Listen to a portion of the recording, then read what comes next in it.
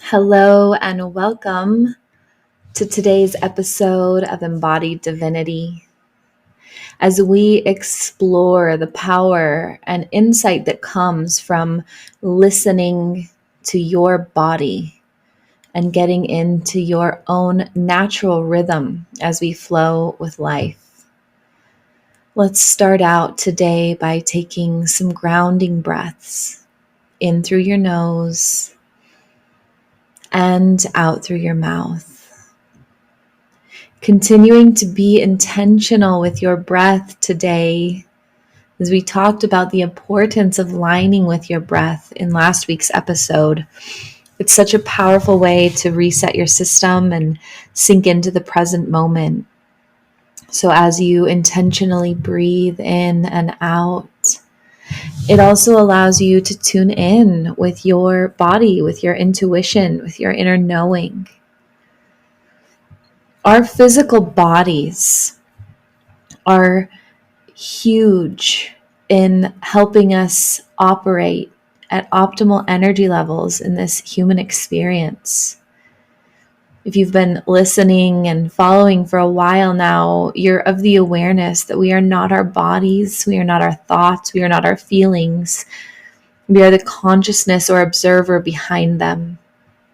But in order to have this full human experience, we get to be in these bodies, to operate fully within them, to utilize them to their highest potential so that we can make the most of this experience. Now, if we think of our bodies as some of the software that we operate from that higher state of consciousness, our mind is the hard drive, our body is part of the software that we are able to move through this experience with. Keeping our body in optimal condition allows us to harness our infinite energy better and better. And we do this by listening, by tuning in to what our body needs. So today we're going to explore some exercises you can do to be more present and in tune with your body.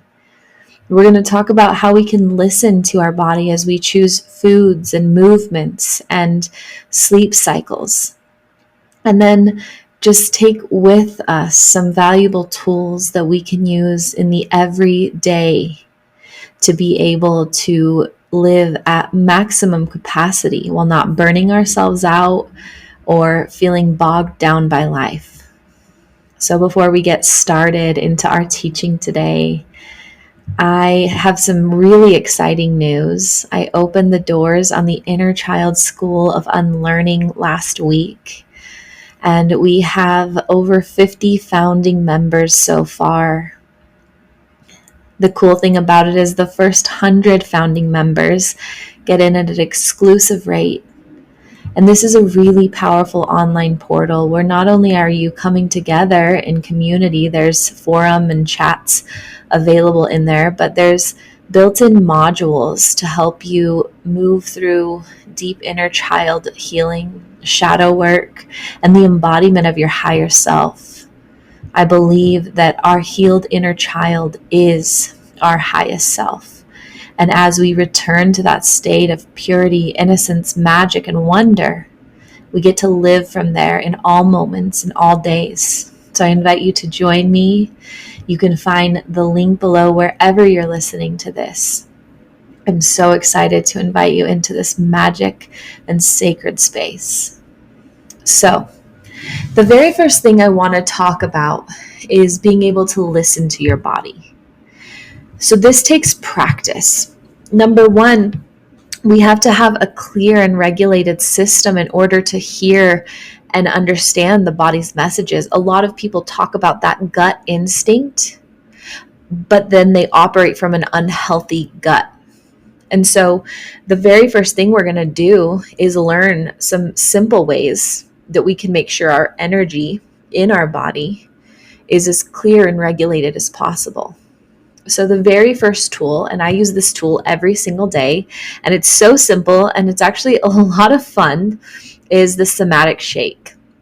So this can take you anywhere from 2 to 5 minutes in the morning, depends on you. But wherever you're at, you plant your feet on the ground. It works best outside because the earth grounds us in, but really any floor. I do it in my bedroom every morning because my backyard doesn't have a ton of privacy and I really like to let loose. But doing it on with bare feet on the floor or outside on the ground, you plant your feet firmly. You turn on high vibration music, whatever music you can really move to. And for 2 to 5 minutes, you just shake your entire body, keeping your feet planted so that those negative ions are moving out through your body and into the ground. And you just shake. If you've ever seen an animal shake off themselves after a stressful event, what they're doing is they're releasing all of that energy from them. The Sematic Shake is very similar. Doing this for 2 to 5 minutes in the morning regulates your entire nervous system, and it clears any negative energy from your body's energy field. So we're planting our feet flat on the ground, turning on some high vibe music and just shaking. And I mean like really vigorously shaking. You're shaking your fingers, your head, your body, your toes, all of it, keeping your feet firmly planted on the ground. So I encourage you to do that every day. And if you can just try it right now, noticing the difference, if you do it every day for 30 days, noticing the way that your days change, the way that the rhythm of your heartbeat changes, the way that the deepening of your breath changes, the peace you find throughout the day, this Sematic Shake is really powerful. The other thing that I encourage is some kind of lymphatic stimulation. So there are 6 different lymphatic energy centers that you can rub every day in a circular motion. And I'll post a link to some videos below that will walk you through that. But my favorite is dry brushing. So I'll get in a hot shower. A lot of people do this before they shower, but I do it after because my limbs are very stimulated after. So I'll get in a hot shower. I'll spend the last minute of my shower with it freezing cold. This also turns on your lymph nodes, but also it helps regulate your nervous system. I'm all for like cold baths, cold showers, cold cleanses a couple times a week because of the same thing we're talking about now, the regulation of your nervous system. So I'll get out of the shower, dry off my skin, and I'll dry brush in the pattern of my lymph nodes. So I'll put a picture below, but starting from the top down to my feet and then up the back side, I'll dry brush in a really rhythmic downward motion, just very lightly stimulating my lymph nodes so that I can process and regulate my energy better. And then the last thing I'll mention that I just mentioned, but in more detail, is cold baths and showers. So doing an ice bath 3 times a week, or ending every shower you take with 1 minute of really cold water, taking deep breaths and grounding yourself throughout it. This is going to help stimulate your vagus nerve, but also really ground in and regulate your energy. So these are some things we do just so that our body can start to regulate, because we store all of our experiences, all of our trauma, all of our emotions in our body. And if we're not creating a safe outlet to be able to rid our body of that energy, it gets stored and it compacts and it compresses and it follows us through every single part of our life. So these are 3 physical things you can do every single day to help you have a clear body and energy field as we start to tune into the rhythms of our body. Now, it goes without saying, but I know this is a really hard topic for a lot of people, that eating healthy, clean foods is going to balance out your gut and give you that cleaner body to process not only your foods, but also your emotions and energy. So having some kind of green drink, I personally use Green Vibrance. I'll link it below. My daughter uses Kiala Greens. I'll link that below. Drinking greens every single day is a really powerful way to make sure that your body has the right nutrients, but then eating a really clean diet. I personally eat a mostly raw vegetarian diet where I'm eating a lot of raw fruits and vegetables. I try to stay away from processed foods as often as possible because of the effects they have on my body. Eating organic and non-GMO foods is also really powerful. just remembering that the food that we eat contains energy, and we bring that energy into our body. So if you don't have access to this kind of food right away, saying a simple prayer over your food can also help. And we're doing this really intentionally. So what I say over all of my meals is something like, please bless and purify this food, clear it of all negative, low vibrational energy, and infuse it with the highest levels of light and love.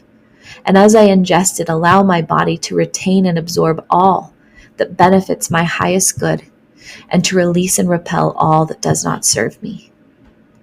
And I'll say that over every meal with deep intention. And that leads me into the next part of listening to our body.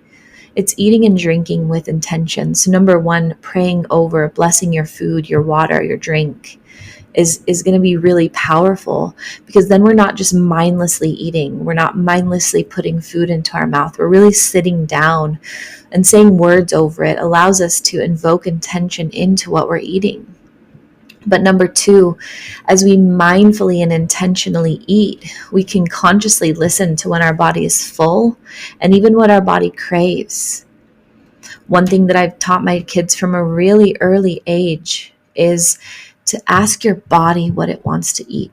Oftentimes our ego, our mind, our woundings, our emotions will guide us towards foods that might fill us up, or that might give us that lower vibrational energy that we're craving. Or some people just have an oral fixation where they need to chew and have food in their body.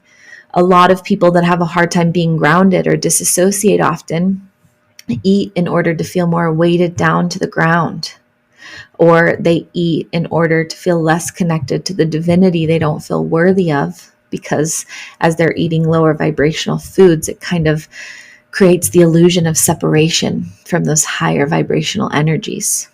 So really listening to your body before you open the fridge, pausing and putting your hand on your heart and asking, what do you need right now? What do you desire right now? What would most benefit you right now? And really listening to your body and offering that food to your body. And then again, intentionally praying over it and eating mindfully.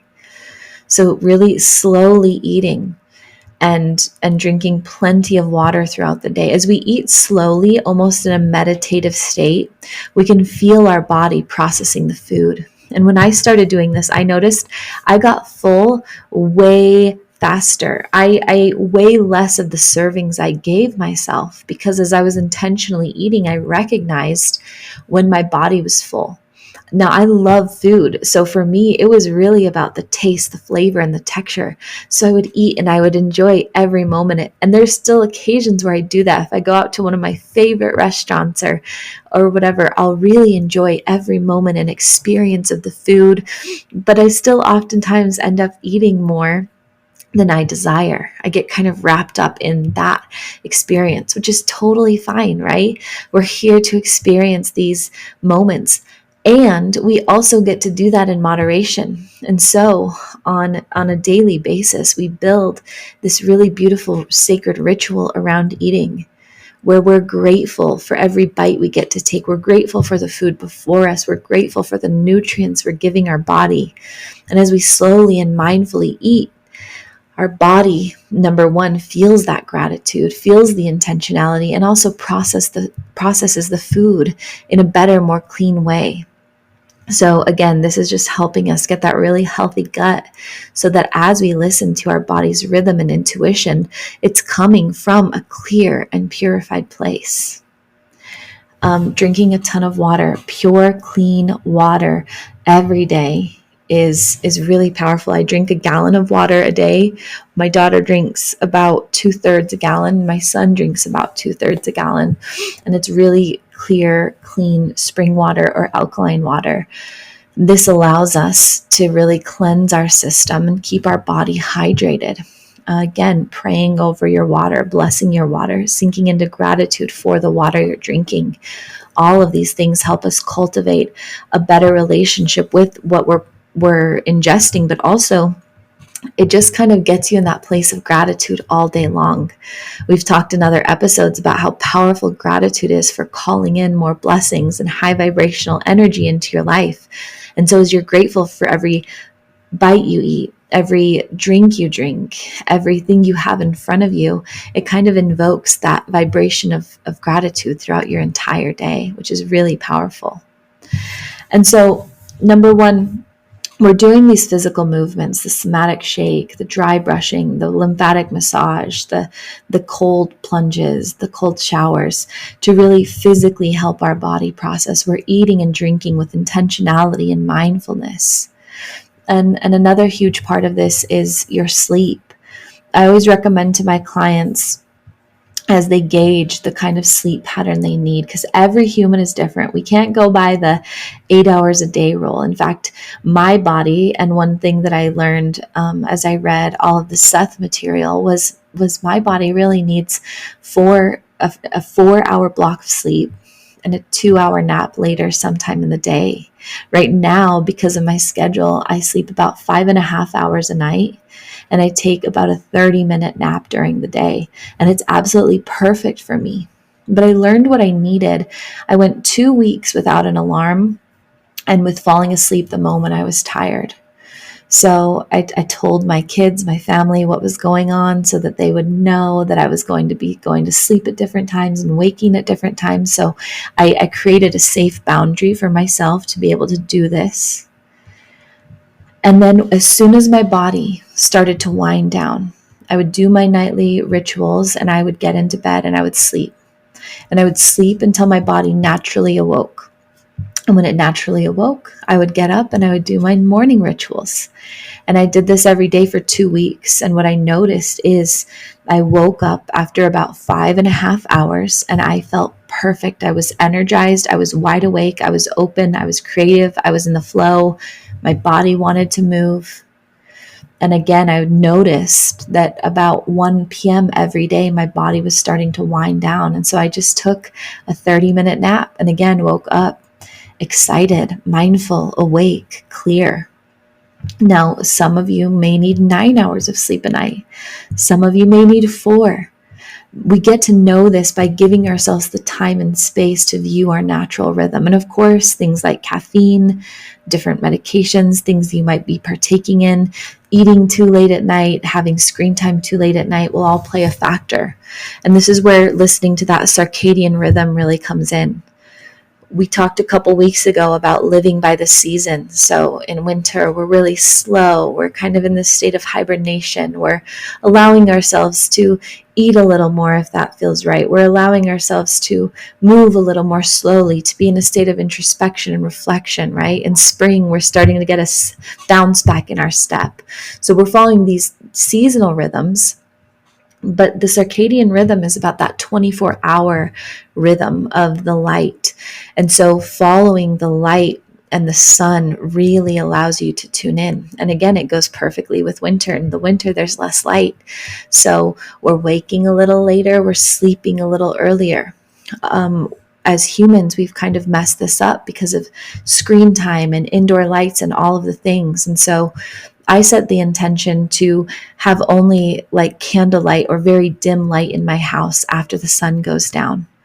I am not on the TV, the technology, my phone as soon as the sun goes down. The same thing in the morning. If I arise, which I normally do before the sun, then I allow myself to be in a state of meditation, of really slow movement, of just slightly moving my body, saying my prayers, sinking into meditation. And again, until the sun comes up, very light candlelight, dim lights throughout my house, and no technology or lights around me. This allows my body to really get in that natural circadian rhythm. I also, as a manifestor, and your human design will be different than mine, and so it's really up to you, but as a manifestor human design, one of my biggest things is eating in the day of light. So I only partake of food when the sun is out and up. And this allows my body to properly digest and move through the food that I eat. For you, it will look different. You get to explore, to become aware of what your body needs in each moment. But as we do all these things, everything I've mentioned here today is about really being intentional and mindful with all of the things that we do, with what we partake in, with the way that we move our body, with the way that we tune into our body and the rhythm of our life unfolding.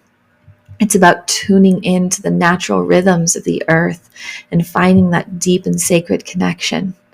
Overall, what this creates is a really pure energy system, a really deep inner peace, and that regulation that will allow you to live from that really calm, intuitive nature in your day-to-day life. So that as you hear that gut response of discernment of this energy isn't for you, or this is an opportunity you should follow, or turn right instead of left. It's coming from that beautiful, regulated, flowy space within. There aren't all of these external energies pulling you in different directions. And it allows you to live life from that place of intuition and flow, really mindful, really in tune with all the natural rhythms of self. For me, what this did was it expanded my state of consciousness. Not only did it help me with my CPTSD and PTSD as I became more regulated, but it actually helped me connect with higher levels of my divinity and consciousness. And that as I became more grounded and in a peaceful state where I became more trusting of myself and others because my energy was clear, because I have the ability to respond from that higher state of being, I also had deeper, more profound experiences with higher consciousness. I was able to see new realities manifest like I couldn't believe and really sink into a deep and sacred connection. That's how I maintain my embodiment day to day. One of my clients reached out the other day and asked, how do I stay grounded and present? I feel like I keep floating out and getting distracted. And it's really, I recorded a whole episode on this a couple months ago. I think it's called Living Through Ritual and Prayer, something like that. I can link it below. But it's really about living every day, treating every moment as this sacred, beautiful experience. It doesn't require a lot of hard work.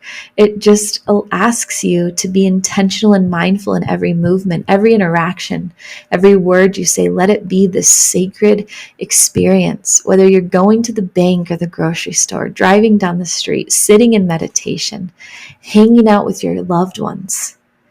Be mindful, connected, intentional, and present in those moments, and they become sacred. They allow us to listen to that deeper inner wisdom and knowing within us and live our life from that full, beautiful, natural, wise state of being.